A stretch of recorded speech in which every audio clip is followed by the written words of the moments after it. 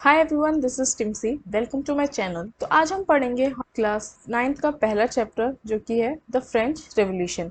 ये हम basically 5 part में पढ़ने वाले हैं और आज हम कवर करेंगे पार्ट 1। तो चलिए स्टार्ट करते हैं हम अपने चैप्टर के साथ। पहले हम जान लेते हैं कि हम इस पूरे चैप्टर में क्या क्या पढ़ेंगे। तो सबसे पहला टॉपिक जो हमारा होगा वो होगा French society during the late 18th century. देखो, किसी भी देश में रेवोल्यूशन के बारे में उसके पढ़ने से पहले हमें जानना पड़ेगा कि उसकी जो सोसाइटी थी वो कैसी हुआ करती थी, जिसमें क्या क्या चेंजेस आए, क्या क्या रीजंस हुए जिसकी वजह से हमारा रेवोल्यूशन हुआ। दूसरा जो हम पढ़ेंगे टॉपिक वो है आउटब्रेक ऑफ द रेवोल्यूशन। इसमें हम जानेंगे कि क्या क्या रीजंस थे जिसकी वजह से रेवोल्यूशन का आउटब्रेक हुआ। थर्ड टॉपिक जो हमारा हम कवर करेंगे वो है France अबॉलिशेस monarchy and becomes a republic. इसमें हम देखेंगे कि फ्रांस ने कैसे अबॉलिश करी मोनार्की और कैसे एक रिपब्लिक कंट्री बना। क्या वुमेन्स ने भी इसमें कोई पार्टिसिपेट किया, क्या वुमेन्स की लाइफ में भी कोई चेंजेस आए, क्या उनको भी राइट्स मिले, ये भी हम चलिए देखेंगे आगे चल के। जो लास्ट सेकेंड टॉपिक होगा हमारा वो होगा स्लेवरी के ऊपर। स्लेवरी जो थी यूरोप में उस वक्त बहुत ज़्यादा प्रैक्टिस करी जाती थी और कैसे उसको अबॉलिश करा गया ये भी हम देखेंगे। लास्ट टॉपिक होगा हमारा वो होगा the revolution and everyday life. क्या क्या एवरीडे लाइफ पे इम्पैक्ट पड़े और क्या क्या चेंजेस आए वो भी हम देखेंगे। तो चलिए स्टार्ट करते हैं अपने चैप्टर के साथ। चैप्टर की स्टार्टिंग जो होती है हमारी वो कुछ इस तरीके से होती है कि एक फ़ोटो हमें दिखाई जाती है। ये फ़ोटो में एक बिल्डिंग है। ये बिल्डिंग क्या है वो हमें पता चलेगी आगे। तो चैप्टर में हमारा दिखाया जाता है कि सुबह सुबह की बात है, 14 जुलाई 1789। ये डेट बहुत इंपॉर्टेंट है हमारी फ्रांस हिस्ट्री में, इसको याद रखिएगा। 14 जो है 1789 की बात है। रूमर्स फैले हुए हैं कि जो राजा है वो अपने ट्रूप्स भेज रहा है सिटीजन्स पर हमला करने के लिए। और इस बात को सुन करके काफ़ी सारे लोग, लगभग 7,000 लोग टाउन हॉल के पास इकट्ठे होते हैं और डिस्कस करते हैं कि अब हमें क्या करना चाहिए। तो अब ये लोग वेपन्स की तलाश में गवर्नमेंट बिल्डिंग्स में घुसते हैं और काफ़ी तोड़फोड़ी मचाते हैं। सेवरल हंड्रेड ऑफ पीपल जो होते हैं हमारे मार्च करते हैं ईस्टर्न पार्ट सिटी के। सिटी का नाम है पेरिस, जो कि कैपिटल भी है हमारी फ्रांस की। Eastern part of the city में ये जाते हैं और घुसते हैं एक बिल्डिंग में। बिल्डिंग का नाम है द वेस्टाइल। ये बेसिकली प्रिजन है। प्रिजन हमारी क्या दिखाता है? Power of king. ये वेस्टाइल में घुसते हैं और यहाँ के कमांडर को मारते हैं और 7 लोग जो होते हैं वहां पर उनको रिहा करवा देते हैं। आगे हम देखेंगे ये जो तोड़ाफोड़ी मचाते हैं इस बिल्डिंग में, इसके जो पत्थर वगैरह होते हैं इसको मार्केट में सेल भी करते हैं। क्यों सेल करते हैं? इसको एक याद के तौर में जो भी बंदा इसको रखना चाहता है वो इसे रख सकता है खरीद करके। याद क्यों बनी? क्योंकि ये पहला एक मूवमेंट हुआ पूरी फ्रांस हिस्ट्री, इवन पूरे यूरोप में, जो राजा के खिलाफ हुआ। कुछ लोगों ने अपनी आवाज उठाई, ये एक रीजन है इसकी वजह से लोग इसको याद के तौर पे रखना चाहें। चैप्टर में आगे बढ़ते हैं। आप पहले तो सोचेंगे कि ये जो मैंने स्टोरी बताई इसका मतलब क्या हुआ, ये आखिर हुआ क्यों, इस सब के पीछे का रीजन क्या है। ये जानने से पहले तो चलिए हम जान लेते हैं उस समय की जो फ्रेंच सोसाइटी थी वो कैसी हुआ करती थी। अब हमारा टॉपिक जो है वो है French society during the late 18th century. ये बेसिकली डिवाइड है 2 हिस्सों में। पहला जो हम पढ़ेंगे वो होगा इकोनॉमिक, उस समय की इकोनॉमी कैसी हुआ करती थी। ये जो हमारी फोटो है ये है लुइस 16 राजा की, जो कि जब बने 1774 में। उनकी उस वक्त एज थी 20 ईयर्स। ये उस वक्त 20 साल के थे और उनकी 20 साल की उम्र में ही शादी करवा दी जाती है ऑस्ट्रियन प्रिंसेस मैरी अंटोइंटे से। ये बेसिकली बिलोंग करते हैं वर्वन फैमिली से और जब ये राजगद्दी पे बैठते हैं तो इनको जो ट्रेजरी होती है वो मिलती है खाली। इसके पीछे के रीजंस क्या हैं? इसके पीछे के काफ़ी सारे रीजंस हैं जो कि हम एक एक करके कवर करेंगे। पहला जो रीज़न है लॉन्ग ईयर्स ऑफ वॉर। काफ़ी लंबे समय से जो फ्रांस है वो वॉर का सामना कर रहा होता है ब्रिटेन के साथ।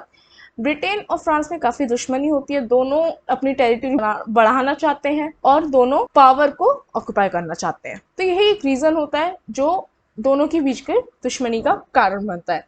तो पहला हमारा रीजन स्पेसिफाई हो गया कि long years of war. Second जो रीजन है वो है मेंटेनेंस। राजा बड़ा ही खर्चीला होता है और अपने जो पैलेस है उस पर काफ़ी सारा खर्चा करता है और उसकी मेंटेनेंस में काफ़ी सारा राजकोष जो है हमारा खाली होता है। और जो थर्ड हमारा रीजन है वो है कि फ्रांस अमेरिका की 13 कॉलोनीज को इंडिपेंडेंस दिलवाता है और जिसकी वजह से फ्रांस पे जो कर्जा होता है वो 1 बिलियन लिब्र से राइज होकर के 2 बिलियन लिब्र तक पहुंच जाता है। लिब्र बेसिकली करेंसी यूनिट है फ्रांस की। सी किसी भी देश में जब कर्जा इंक्रीज करता है तो डायरेक्ट उसका असर पड़ता है उसकी आम जनता पर, क्योंकि गवर्नमेंट क्या करती है? टैक्स इंक्रीज करती है। तो सेम हमें यही चीज यहाँ देखने को भी मिलती है। राजा अब सोचता है टैक्स इंक्रीज करने का। चलिए ये तो बात हो गई ओवरऑल इकोनॉमी की कि उस वक्त की इकोनॉमी कैसी हुआ करती थी फ्रांस की।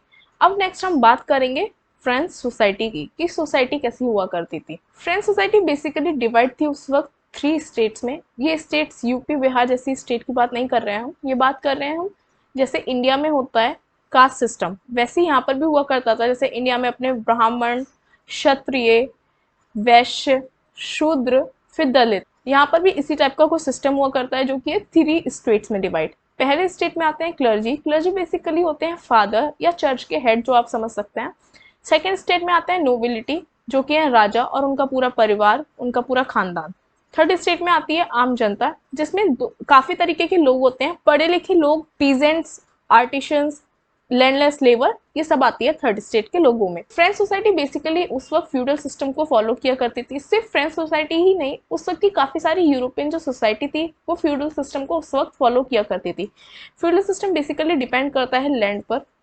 सिंपल भाषा में अगर हम समझना चाहें, समझिए ये पूरा एक आपका देश है।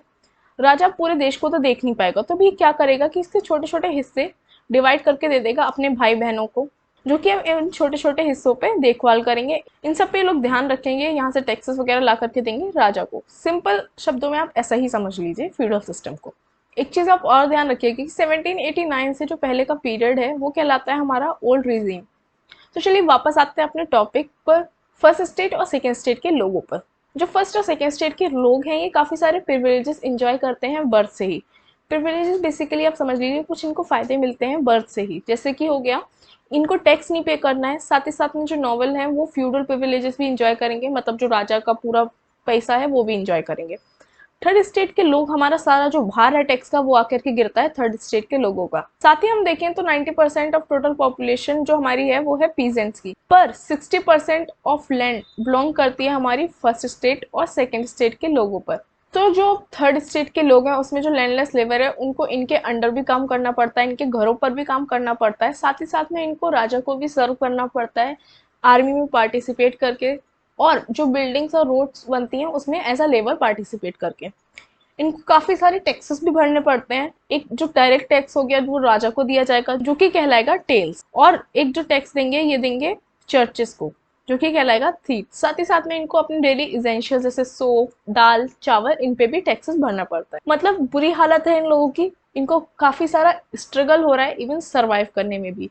तो नेक्स्ट टॉपिक भी हमारा कुछ ऐसा ही है, द स्ट्रगल टू सर्वाइव। 1715 में जो पॉपुलेशन हुआ करती थी 23 मिलियन, वो अब राइज होकर के हो गई है 1789 में 28 मिलियन। देखो पॉपुलेशन जब इंक्रीज करेगी तो हमारी डिमांड फूड की वो भी इंक्रीज करेगी, पर जो प्रोडक्शन है वो वहाँ का वही है, जिसकी वजह से अब जो प्राइस है ब्रेड का वो अब इंक्रीज करने जा रहा है। देखो अब जब पॉपुलेशन राइज करेगी तो फूड ग्रेन की डिमांड भी बढ़ेगी, पर जो प्रोडक्शन है वो वहीं का वहीं है, तो अब क्या होगा, जो प्राइस होगा ब्रेड का वो इंक्रीज करने लगेगा। सेम हमें यही चीज यहाँ पर भी देखने को मिलती है कि price of bread is started increasing, जो कि स्टेपल डाइट हुआ करती थी मेजोरिटी ऑफ लोगों की।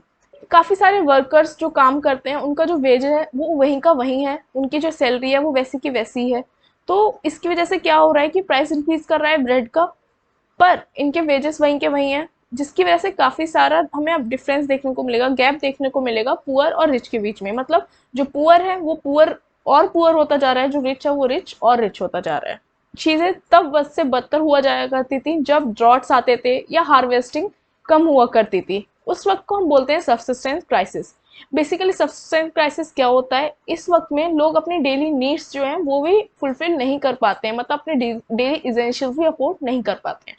तो अब पीजेंट्स की हालत कुछ ऐसी होती जा रही थी, मतलब एक के बाद एक के बाद एक उन पे भार पड़ता जा रहा था। इसी बीच राइज होता है मिडिल क्लास लोगों का, जो कि मिल करके एंड करते हैं प्रिविलेजेस जो एंजॉय कर रहे हैं फर्स्ट स्टेट और सेकेंड स्टेट के लोग। कौन है ये मिडिल क्लास लोग, चलिए जानते हैं। मिडिल क्लास लोग बेसिकली इंक्लूड्स मर्चेंट, इनमें पढ़े लिखे लोग भी आते हैं जैसे कि लॉयर्स हो गए, एडमिनिस्ट्रेटिव ऑफिशियल्स भी हो गए। इनका मानना है कि जो प्रिविलेजेस हैं वो बर्थ से ही नहीं मिलने चाहिए, रादर देन दिस कि डिपेंड करना चाहिए उनकी मेरिट पर। इसी बीच काफी सारे फिलोसफर्स अपने आइडिया भी फॉरवर्ड करते हैं जो कि बेस्ड है फ्रीडम पर, इक्वल लॉस पर और अपॉर्चुनिटीज जो कि सबको मिलनी चाहिए। हमें काफी सारे एग्जाम्पल देखने को यहाँ मिलेंगे, हम चलिए एक एक करके इन सबको डिस्कस करते हैं। पहला एग्जाम्पल हमें देखने को मिलेगा जॉन लॉक, जो कि साफ साफ नकारते हैं doctrine of the divine policy को। क्या है ये doctrine of the divine policy? As per doctrine of the divine, जो राजा है उसको चूज किया गया है गॉड के द्वारा इन सब पर राज्य करने के लिए, इन सब पर मतलब थर्ड स्टेट के लोगों पर राज्य करने के लिए। और जो थर्ड स्टेट के लोग हैं उनको राजा को स्वीकार करना पड़ेगा, क्योंकि ये अपने पिछले जन्म के जो उन्होंने पाप किए हैं ये उनका प्रायश्चित कर रहे हैं। पर जॉन लॉके इस बात को साफ साफ नकारते हैं और ये बिल्कुल नहीं मानते एब्सोल्यूट राइट जो कि मोनार्क एंजॉय कर रहा है। दूसरा आइडिया हमें देखने को मिलेगा रोशियो का। ये प्रपोज करते हैं कि हमें एक ऐसी गवर्नमेंट बनानी चाहिए जिसमें राजा नहीं होगा बल्कि एक रिप्रेजेंटेटिव होगा। किसका रिप्रेजेंटेटिव होगा? जनता का, जो जनता के द्वारा चूज किया जाना चाहिए। और इसी बीच हमें देखने को मिलेगा कि मोंटेस्क्यू भी अपना आइडिया फॉरवर्ड करते हैं। इनका मानना है कि जो पावर है वो एक सिंगल बंदे के हाथ में नहीं रहनी चाहिए, rather than this there should be division of power between legislative, executive and judiciary. ये मॉडल ऑफ गवर्नमेंट काफी सारे लोगों के द्वारा पसंद भी किया जाता है और अमेरिका में इस चीज को लागू भी किया जाता है, जो कि हम देखें उन 13 कॉलोनीज में जो कि इंडिपेंडेंस दिलवाई थी फ्रांस ने, जिनको ब्रिटेन से। ये जो आइडिया है अब आग की तरह पूरे फ्रांस में फैलने लग गया है। लोग अब इस चीज को डिस्कस करने लग गए हैं सैलॉन्स में, कॉफी हाउसेस में, बार्स में, बुक्स और न्यूज़पेपर्स में भी अब ये आइडियाज देखने को मिलने लग गए हैं। और इसी बीच न्यूज आती है कि राजा है वो सोच रहा है टैक्स फर्दर इंक्रीज करने का। लोगों के बीच ऑलरेडी गुस्सा है। जब ये न्यूज आती है तो लोग और गुस्से में आ जाते हैं और डिसाइड करते हैं प्रोटेस्ट करने का against the system of privileges. अब इन प्रोटेस्ट का क्या रिजल्ट निकल के आता है ये हम पढ़ेंगे नेक्स्ट वीडियो में। तब तक के लिए बाय बाय।